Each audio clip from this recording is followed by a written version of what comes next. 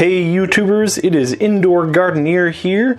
Feel like I'm gonna just repeat myself with another apology for taking so long to get to this next video. Feels like every YouTuber starts their videos with that, but anyways, here we are. As you can see, this pepper plant is doing fantastic as promised. If you remember in our last video, I pretty much left this thing as just a little stem and two little leaves. And as promised, it has come back and it's doing very well. So I'm actually going to zoom back a little bit and show you my contraption that I made an upgrade to.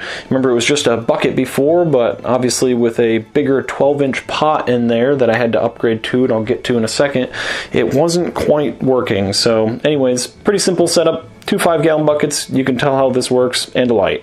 I'm going to actually take the light off here, or the top off here, so we can talk about the plant a little bit better and see it a little better. So, one sec. As you can see, we have upgraded to a 12-inch pot, and just to let you know, the pot probably comes to about here, and I do have some boxes in here just pushing it up so it gets closer to the light. But yeah, I'm going to zoom in here and move this out of the way, and just show you that stem. Yes, this is that same stem that was just a tiny little thing with two leaves sticking out of it in my last video.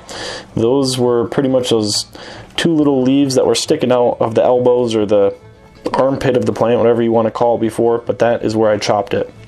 And since then, I decided to let it grow for the last couple of weeks at least, many weeks in fact. This thing has been producing flowers, lots and lots of little flower buds. You can see right here. That's one of them, and there's been a lot, and I've actually been plucking them off one by one so that I don't actually get any flowers, because I want this thing to actually grow a little bit more before I start letting it get flowers and putting all the energy into producing fruits, because I want it to be exactly the right size. Then I'll let it start producing its flowers and fruits.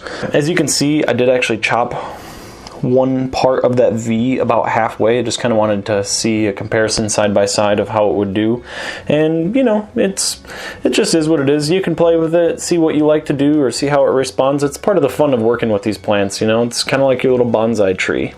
So one other thing I do want to mention before I forget is, if you look at the soil down here, this is something that I really like to do, is keep my soil completely bone dry like the desert.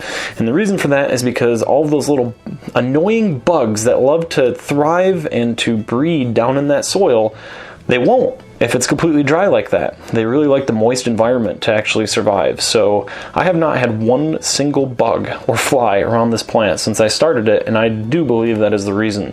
So when I go to water my plant, I'll just dump a bunch of water, let it kind of go around the sides down into the bottom of this pot, which is one of those fill from the bottom pots, and the top stays dry. The roots are down there, they can drink perfectly fine from the bottom, and no bugs. It's great, not even one.